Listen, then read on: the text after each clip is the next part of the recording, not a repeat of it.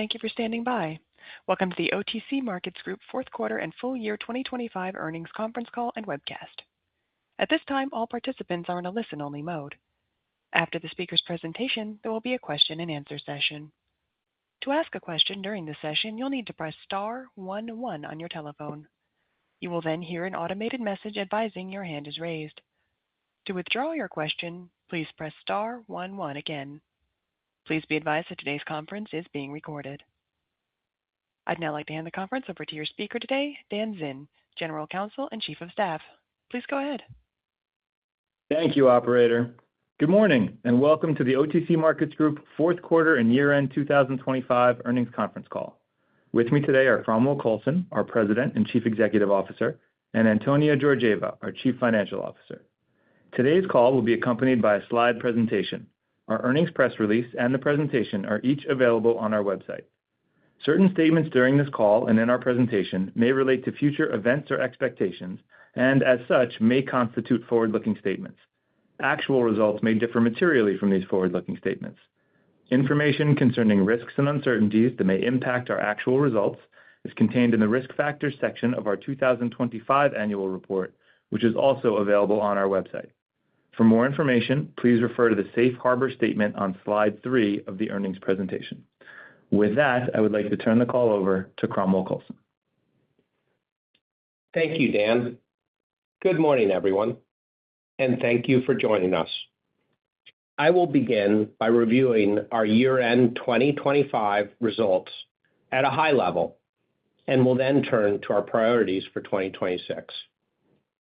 For the full year 2025, gross revenues grew 13%, bringing us to over $125 million for the first time in our history, while our net revenues grew by 12%. The company achieved double-digit gains across all 4 quarters last year, with each business line contributing to our strong results. For the year, OTC Link was up 17%, Market Data increased 15%, and Corporate Services was up 8%. OTC Link's performance primarily resulted from increased trading volume across our markets. In times of increased market activity, we focus on providing reliable service trusted by our broker-dealer subscribers. Meeting that standard across all of our ATSs is a direct result of the hard work and dedication of our business, infrastructure, and technology teams. Market Data benefited primarily from price increases that took effect at the start of 2025, supported by new sales in certain product areas. While pricing power is a critical part of long-term competitiveness, especially in inflationary environments, we prioritize consistently adding value to our subscribers, expanding our distribution networks, signing new clients, and growing unit counts. While not materially impactful to our revenue during 2025, our OTC Link and Market Data teams established the foundation of our overnight trading business. Moon ATS, which facilitates overnight trading in exchange-listed securities, gained traction in the fourth quarter as a result of our teams onboarding subscribers and educating the global trading community. The momentum in NMS securities on Moon and the lessons learned will serve us well as securities markets move to 24/5 and longer. Our Corporate Services business not only delivered solid revenue growth for the year, but also ended the year with 17% revenue growth in the fourth quarter. These increases resulted from the success of our OTCID basic market, launched in July, as well as price increases and strong new sales in our OTCQX and OTCQB markets. Over the long term, our Corporate Services business remains strategically focused on client success and retention, helping connected companies close the investor and broker information experience gap with exchange-listed securities. Our operating expenses also increased last year, up 7%. Compensation and benefits remain the largest components of our expense base as we continue to invest in our people. I'm grateful for the hard work and dedication of our colleagues and thrilled that our trajectory last year reflects each person's contributions. With revenue growing faster than expenses last year, our operating margin also rose back above 31% for the year. We remain committed to achieving sustainable growth over the long term. Overnight trading and the OTCID basic market were our primary strategic initiatives during 2025. Although our work on each is far from over, I am pleased with our progress thus far. On overnight trading, Moon ATS saw a substantial increase in volume traded during the fourth quarter as our broker-dealer subscribers used the system to trade thousands of exchange-listed securities between 8 p.m. and 4 a.m. We faced significant competition in this space, with one established player already controlling a majority of the market share and the listing exchanges planning to enter the space as early as this year. In this increasingly competitive landscape, we believe that Moon ATS offers an elegant, reliable, and cost-effective solution for our current subscribers and an opportunity to expand and scale our network. Our overnight trading initiative is also focused on educating and onboarding subscribers to our OTC overnight market. Although we have not yet had trading take place in this market, the OTC space is where we can offer a unique value proposition. Over 12,000 OTC securities trade on our daytime markets, and more than 9,000 of those are non-US. Providing global investors access to these securities during hours more convenient for non-US time zones remains a key part of our vision for overnight trading.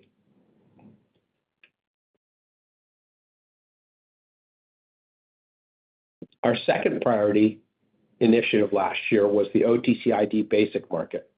Following its launch, OTCID experienced a rapid uptake as qualifying companies chose our services to publish a baseline of ongoing information.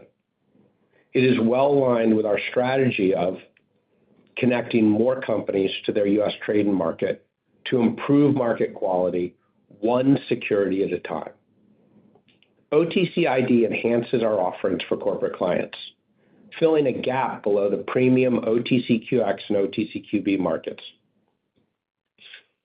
With a disclosure and management certification-driven service, OTCID allows more companies to connect without the price, float, or financial requirements of our higher-level markets.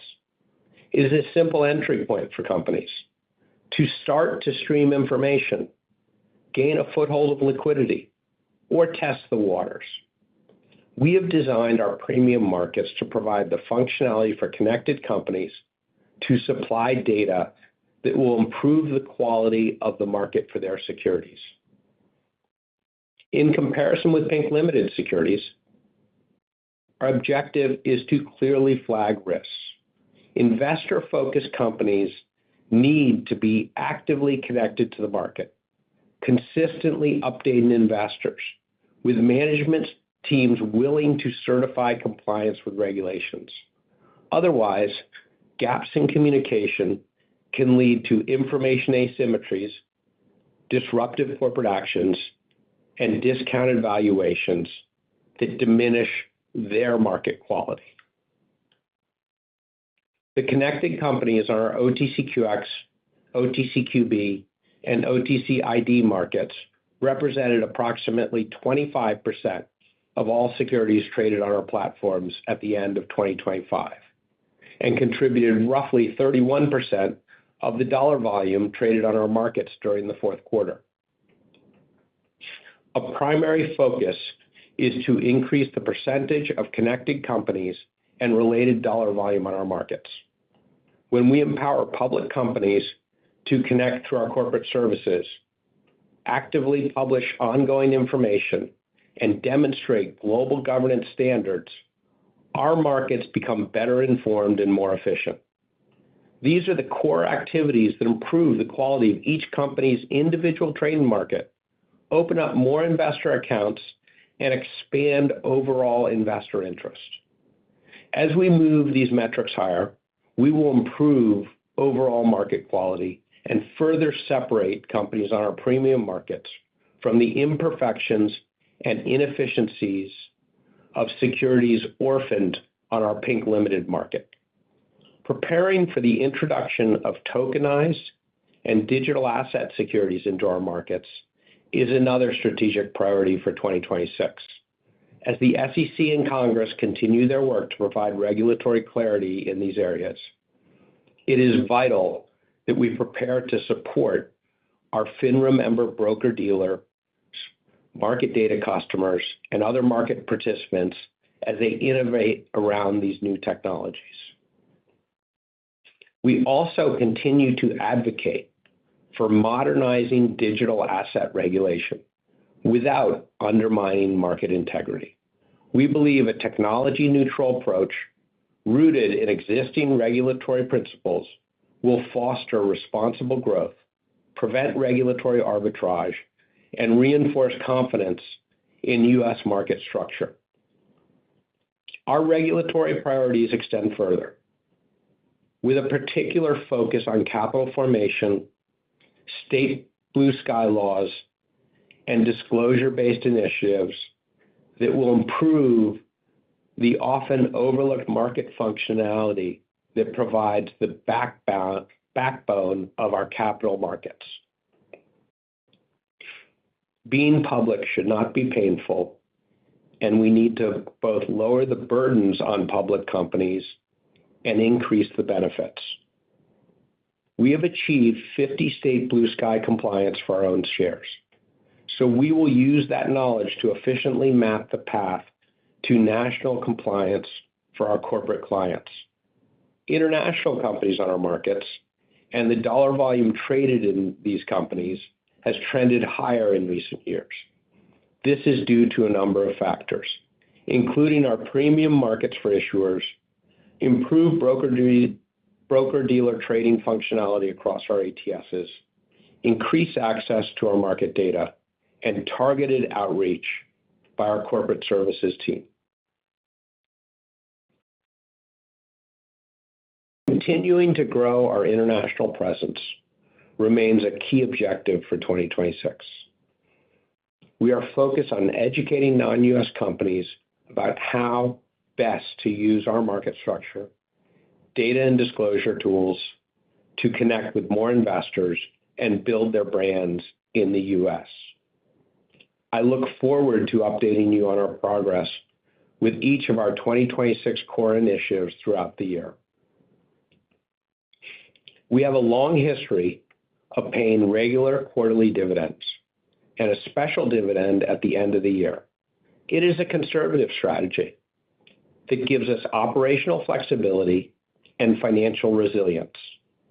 In reviewing companies with similar strategies, we have decided to increase our quarterly dividend to better balance the ratio between quarterly and special dividends.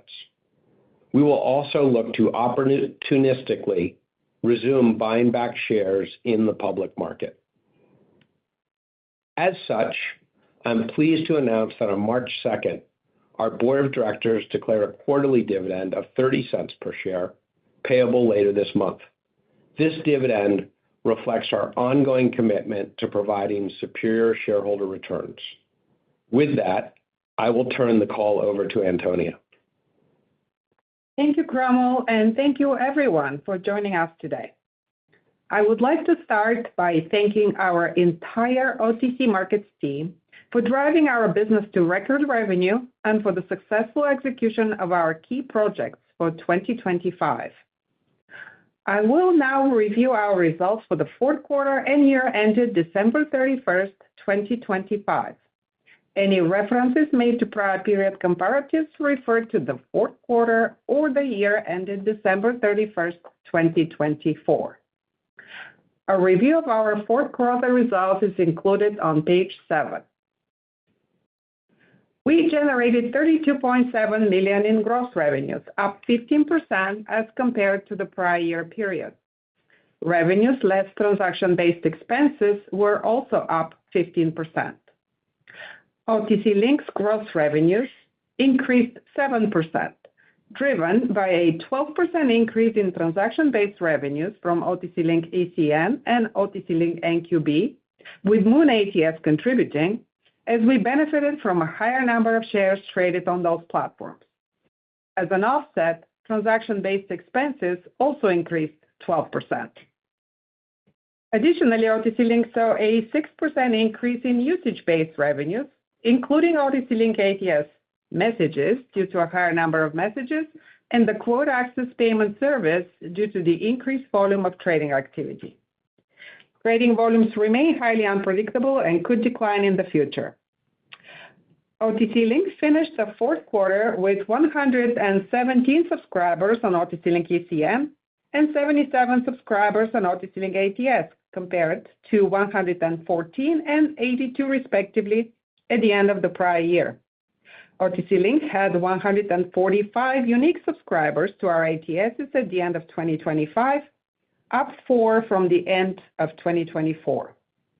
Revenues from market data licensing increased 17% quarter-over-quarter, reflecting a 25% increase in the redistributor-based revenues, 14% increase in revenues from direct sold licenses, and 3% increase in revenues from data and compliance solutions. Within redistributor-based revenues, professional user revenues increased 32%, primarily due to price increases from the beginning of 2025, combined with a 3% increase in professional user counts. Non-professional user revenues declined 4% as a result of an 18% reduction in reported non-professional users, which more than offset the impact of the price increases. Historically, in the normal course of business, we have seen significant changes in the number of non-professional users as market volumes and retail participation on our markets fluctuate, and we may experience further decline in the future. Broker-dealer enterprise licenses and internal system licenses drove the growth in direct sold licenses. Broker-dealer enterprise license revenues increased due to the combined effect of price increases and subscriber growth, while internal system license revenues increased due to subscriber growth. Increased revenues from data services and the Blue Sky data product contributed to overall growth in data and compliance solutions revenue, partially offset by lower revenue from EDGAR Online. Corporate services revenues increased 17% in the fourth quarter.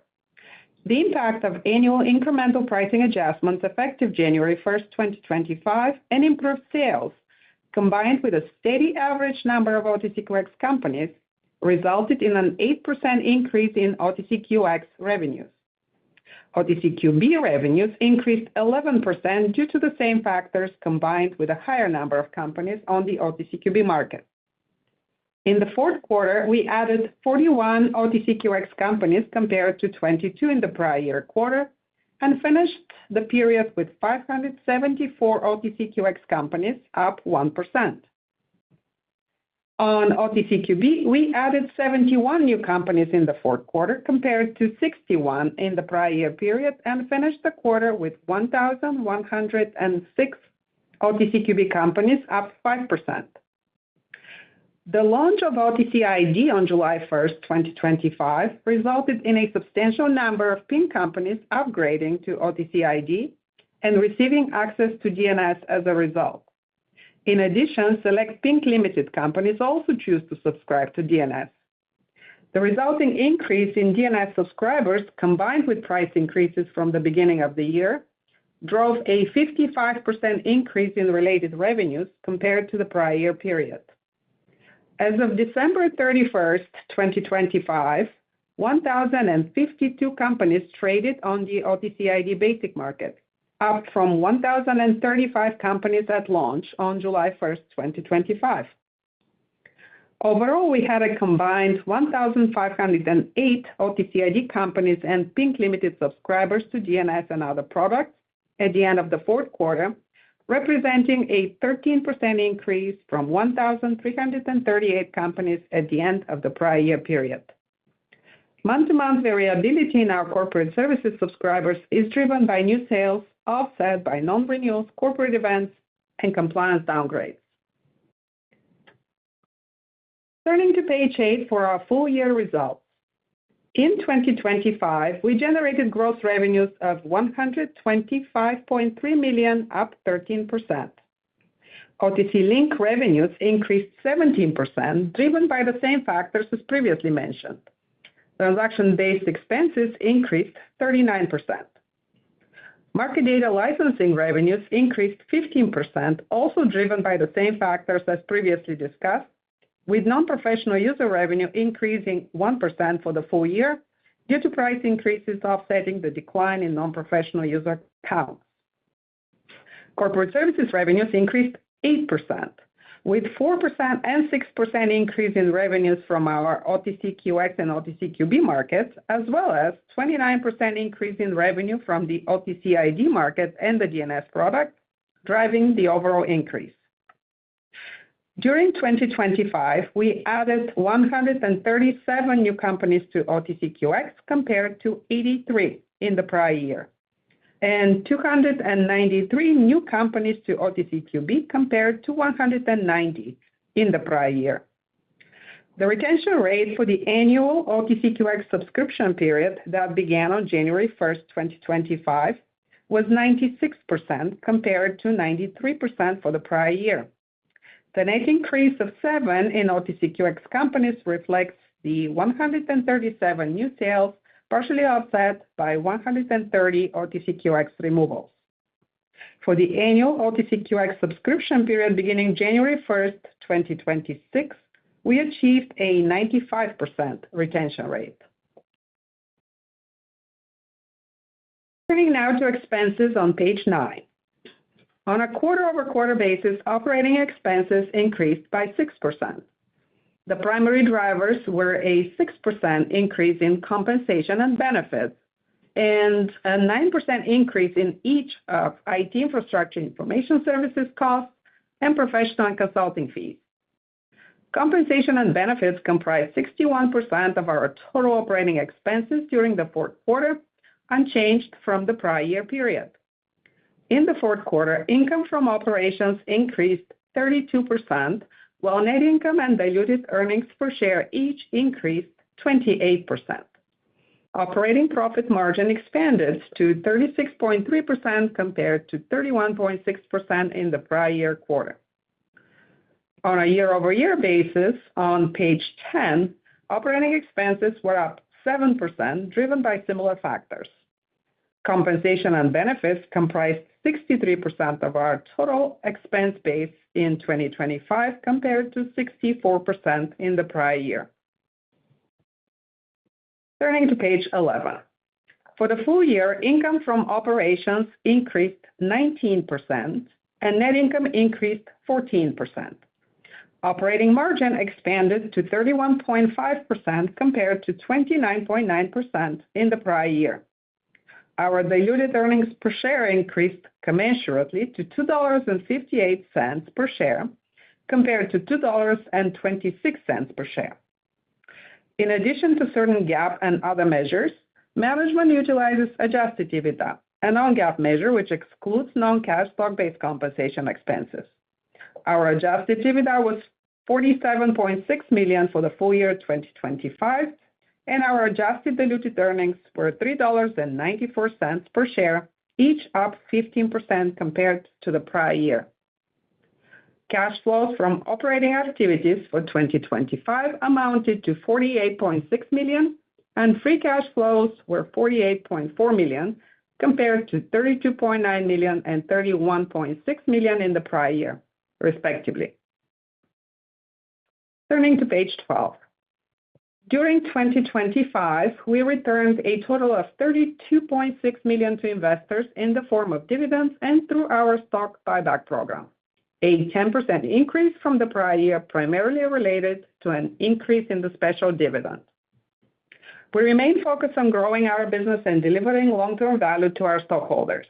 With that, I would like to thank everyone for your time and pass it back to the operator to open the line for questions. As a reminder, if you'd like to ask a question at this time, please press star 11 on your telephone and wait for your name to be announced. To withdraw your question, please press star 11 again. Our first question comes from Steve Silver with Argus Research Corp. Thank you, operator, and good morning, everybody. Thanks for taking the questions.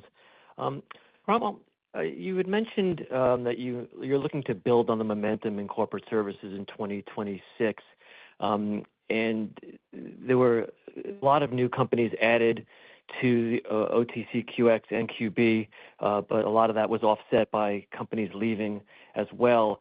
I'm just curious as to your high-level thoughts on momentum in corporate services, given the flow of companies coming on and off those exchanges over time, or markets, rather. Yeah, Steve, I think that's a very good question. Every subscription business deals with churn, and there's different reasons for churn. Clients get taken over, clients go to competitors, clients have financial distress. And so targeting how we are selling our services into securities that have a foothold of trade and liquidity in the U.S., and educating and engaging those companies to use the corporate services tools we've built to create better information on investor screens and better data in brokers' machines to really close the gap in functionality from the user perspective with exchange-listed securities. And then there's all the activities that once a company takes ownership of a symbol, that they can do around their brand, around their current investor base, and around their potential investor base. Successful companies over the long term connect share ownership with other communities of consumers, business partners, and that part of it, I think is for us, is going to be an important important strategy going forward. A bright light is you've seen large issuers joining OTCQX and seeing the value there. And that's, part of it when you used OTCID to change the conversation is we're addressing churn at the low end by having a product for anybody who is willing to publish and certify information. But it brings in other companies wanting to use our full suite. Great. And one more, if I may. You talked a little bit about increasing visibility into OTCID and ATS Moon contributing to revenues in 2026. But then you mentioned that OTC overnight is still kind of building that connective tissue and has not yet commenced trading. Is there a timeline for that? Is that anticipated to launch in 2026, or is that still maybe a little further out? Well, it's live. The industry is figuring out NMS overnight. And the real activity is, while it is broad, most of the activity is trading in a narrow list of names by the bulk of the activity. And it's a big lift for the industry. So the industry is moving thoughtfully forward on that. My belief is that we will see some activity this year. It's a chicken and egg game, but the same brokers trade these during the daytime. So it's moving through the development queues for firms, and it will it will move along. And I've always said we wanted to do NMS because our clients want that now. And what we learned from NMS is going to be incredibly helpful in bringing the complexity of OTC securities into overnight trading.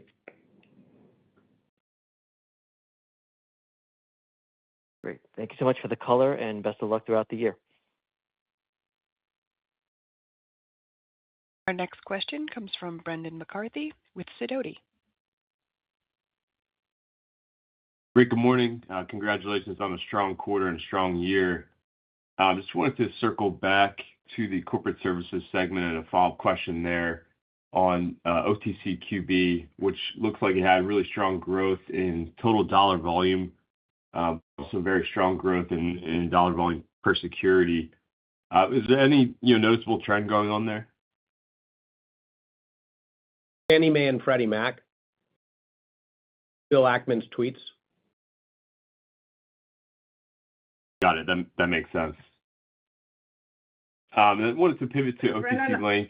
Just to add to that, as we launched our OTCID campaign, that gave us an opportunity to re-engage with our entire addressable market for our tiered markets. And many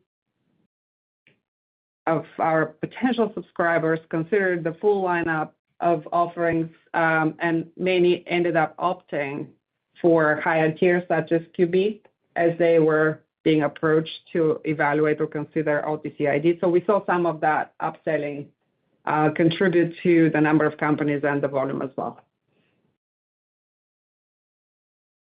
That makes sense. I appreciate the additional color there. And on that topic, Antonio, I think I saw OTCID had just a small drop in subscribers from Q3. Is that primarily due to uplisting, or is there anything to read through there? In terms of OTCID, you will see fairly regular ups and downs. We have a highly automated process to tag companies as qualifying for OTCID, and around reporting cycles, you may see certain companies being somewhat late, perhaps in filing or failing to meet any of the criteria that the automated process looks for to tag them as OTCID. What we do see is that movement month to month.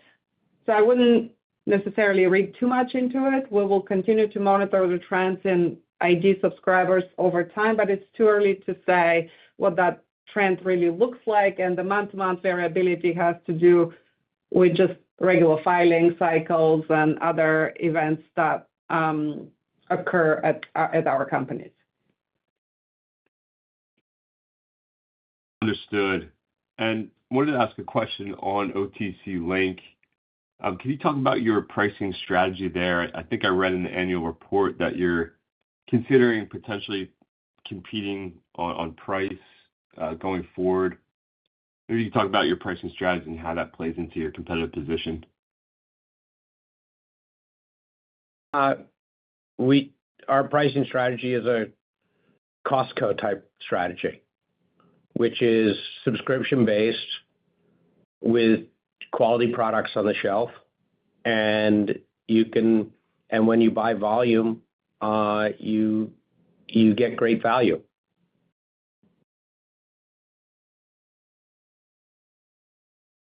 I mean, we like to make money. We don't like to make as money as the exchanges.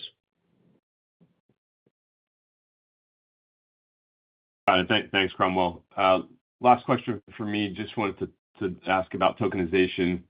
It just seems to be a growing topic of discussion across many different industries.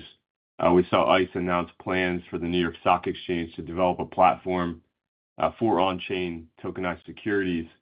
Are you taking a similar approach here, or are you awaiting regulatory clarity? How can investors think about your stance on the topic? We're very involved in the discussion. So there are a lot of tokenized assets that are not securities. There are not many lawful tokenized securities yet. So there's a lot of different discussions and experiments about how these securities will trade, how efficient such trading will be, what is the cost of such trading. We're deeply involved in discussions with regulators with how do we bring tokenization into the complexity of securities markets, which we have an experience in history of helping brokers trade, publishing data out on them, and assisting issuers in demonstrating their compliance with securities law and helping brokers understand the risks and lawfulness of different securities. All of that complexity is showing up. We will be there with tokenized securities when they are free trading and lawful. Understood. That's all from me. Thank you. Our next question comes from Walter Hopkins with 18th Square. Hi, thanks, and congrats on the big quarter and the year. My first question is just a sort of high-level question about the company's overall strategy with organizing the markets. Do you think the current state of the market with the addition of OTCID likely reflects the end state of how OTCM, sort of views the organization of the market into OTCQX, QB, ID, and Pink Limited? Thank you, Walter, for that question. I would say it views our current state.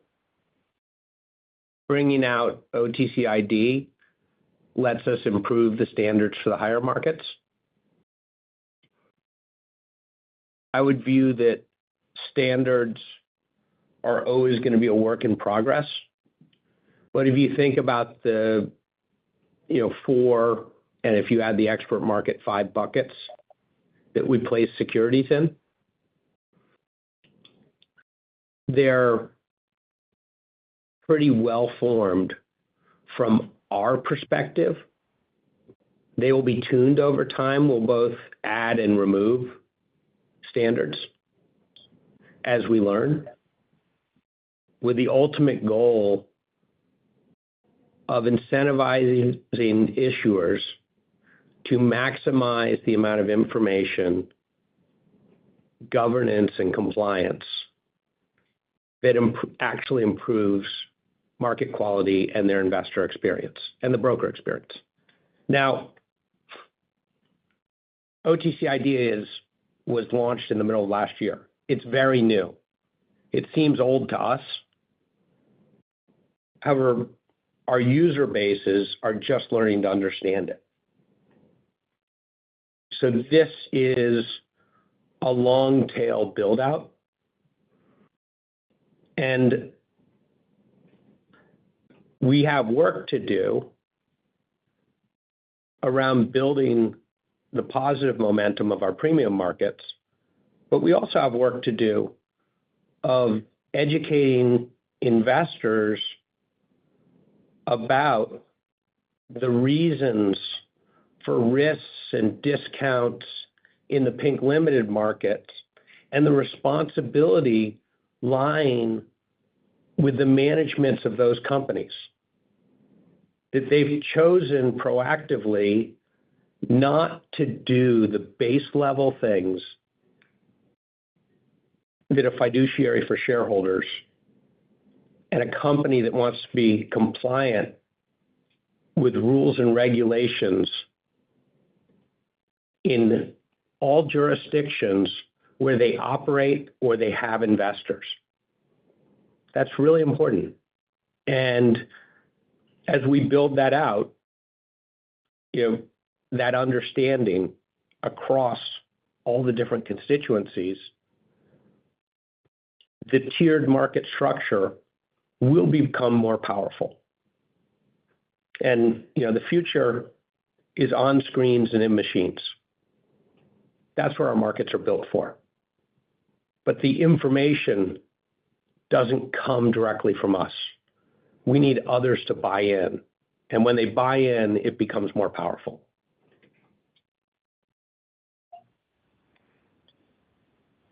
Thank you. And next question is about Moon. Congrats on creating Moon's success and traction out of thin air. It seems to kind of follow a tradition at OTCM of creating new products that the customers value without necessarily investing a lot of CapEx. I just have a couple questions on it to the extent you're willing to share. It looks like Moon daily volume is up significantly so far in Q1. Can you share the sort of run rate that you're seeing so far in the quarter?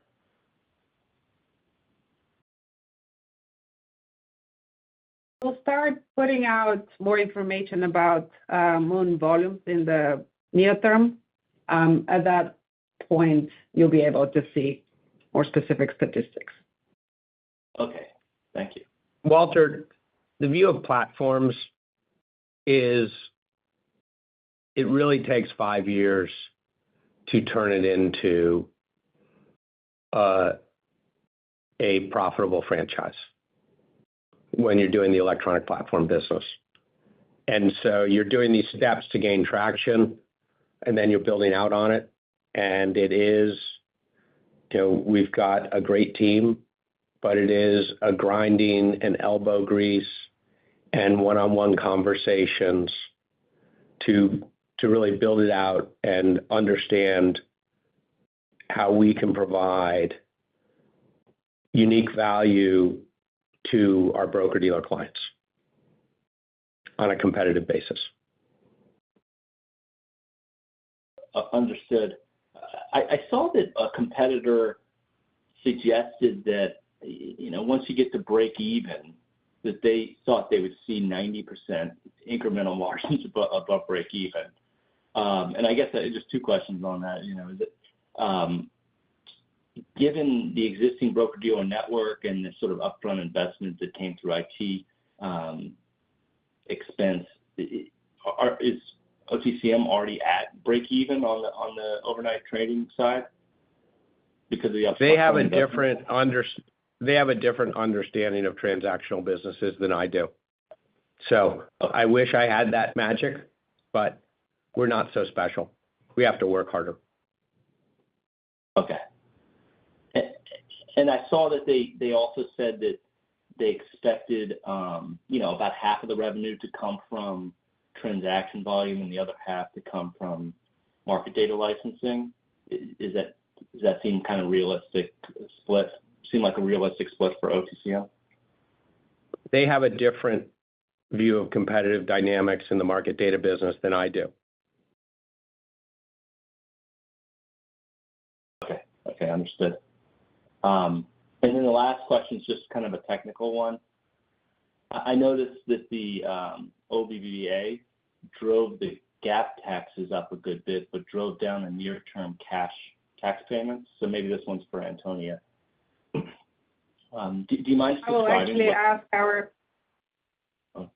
Sorry, please finish. Oh, sure. Do you mind just describing what's going on there and what you might expect the medium and long-term effect on cash taxes to be? In other words, what's the normalized effective cash tax rate look like for the company? And is it lower or higher than in the past? Right. I will ask our Chief Corporate Controller, Jeff Chin, to weigh in on this question. Thanks, Antonia. Walter, as you see on cash flow where we disclose our tax payments over the past 3 years, and the trend is going down because the OBBB where it allows a more beneficial deduction on R&D credits as well as its deductions. So for the next couple of years, you will see a very similar trend. And with the adjustments, so there's a lingering tax benefit that will take in 2026, and you will then see a slightly upward trend on income taxes. Walter, for your benefit, the accounting standards were expanded, particularly focusing on additional disclosure in the tax notes. So we provide significantly more enhanced disclosure about our GAAP provision for income taxes as well as cash tax information in the back. If you'd like to review that in our annual filing, it is newly adopted standard, so newly provided enhanced disclosure. We'll be happy to follow up with you with a more thorough discussion. But please review our new tax disclosure in note 14 to the annual report. Okay, thank you. That's all from me. Thank you all.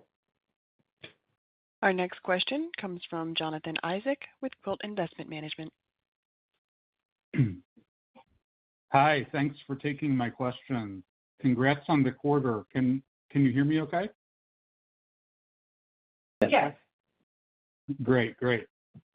Wondering, can you discuss changes to your capital allocation philosophy? You mentioned in the preamble paying a higher quarterly dividend and better balancing the quarterly and the special dividend. But you also mentioned, and this is music to my ears, by the way, opportunistic buybacks. In the past, buybacks have mostly been used to limit the impact of stock-based compensation, if my memory serves. What specific metrics do you think about when considering opportunistic buybacks? And what influenced you to evolve your capital allocation philosophy? Thanks. Well, Jonathan, we should question everything. And then we should look around and see what other successful companies have done, especially ones that tend towards enduring. So, looking at our dividend strategy, looking at our buyback strategy, and looking at the ratio, I took a look at Hermes as a company that, builds sustainable value over time. They're a luxury brand product, but they put real value into their products. They're not incredibly greedy about margin, and they've had a special dividend for a long time. Then if you switch over to the financial services industry, the CME is an example too. And as you and others have pointed out about in the market buybacks is for us the desire to be buying back some shares in the market as well. The challenge with buying back in the market is around, let's say 10%, for argument's sake, of our stock turns over in a year. Now, I think it's fantastic that we have happy shareholders that don't want to sell. We have a lot of community banks in our market that have the same problem. And I don't think it's actually a problem. I think it's a great thing if you have shareholders who are with you for the long term so that you don't have to run your business quarter to quarter. And the CEO doesn't have to spend a third of their time convincing new people to buy their stock because others are flipping out of it. However, starting to buy back in the market and doing it in a manner that we're not putting our finger on the scale is important. We're a profitable, cash flow positive company. So we will look opportunistically. We do not want to be doing it in a manner which could view overwhelming other buyers wanting to come in, but we will be opportunistic. And, we're in a position with our financial strength and cash flow where a mixture of quarterly dividends, special dividends, and buying back stock, both as we have to give, employees consistency around their stock compensation, and as you said, reduce dilution, but also in the market as well. So I think that's kind of how we look at the lens today. And, we will as we move forward and find areas in which we can deploy capital for shareholders, we may adjust it. But if we're creating more capital than we need, we're a big believer in being the kind of company that sends its excess capital back to shareholders because we have a group of very intelligent shareholders who know how to deploy that capital in other areas. Great, thanks. Considering the firm's large cash position, which is rather idiosyncratic for your industry, should we expect the new capital allocation philosophy to potentially result in a lower cash balance or even in a net debt position over time?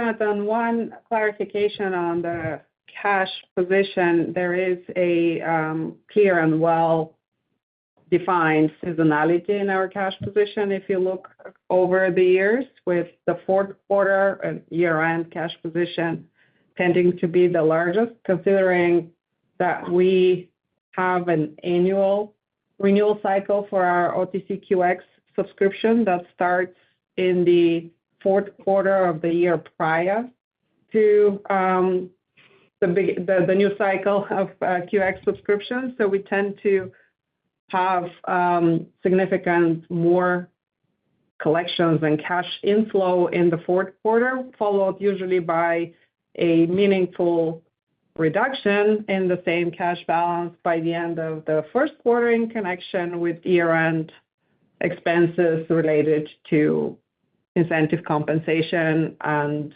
taxes.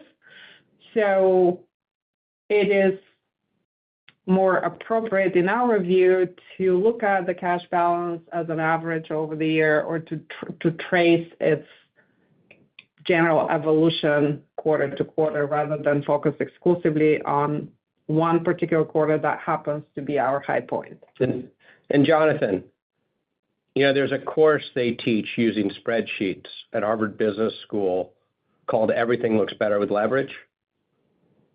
And then every market cycle, there's a School of Hard Knocks course called Until It Doesn't.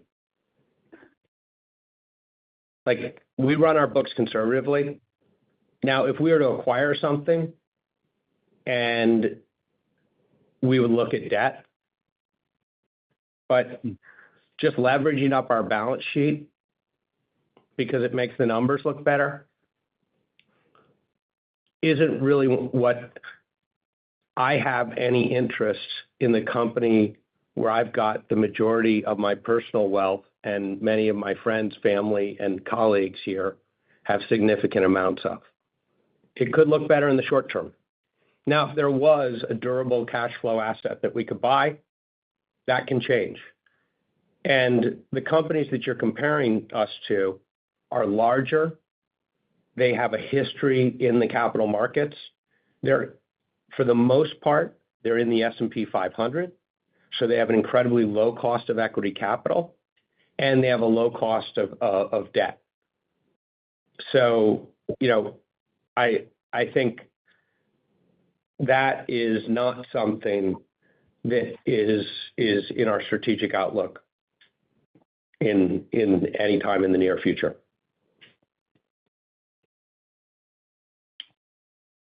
Thanks for taking my questions. That concludes today's question and answer session. I'd like to turn the call back to Cromwell Coulson for closing remarks. Thank you, operator. I want to thank each of you for joining us today. I would encourage you to read our full 2025 annual report, the risk statements, and the earnings press release for more information. Links to both are available on our investor relations page of our website. On behalf of the entire team, we look forward to updating you on our key initiatives that will continue to shape the integrity and competitiveness of the public markets.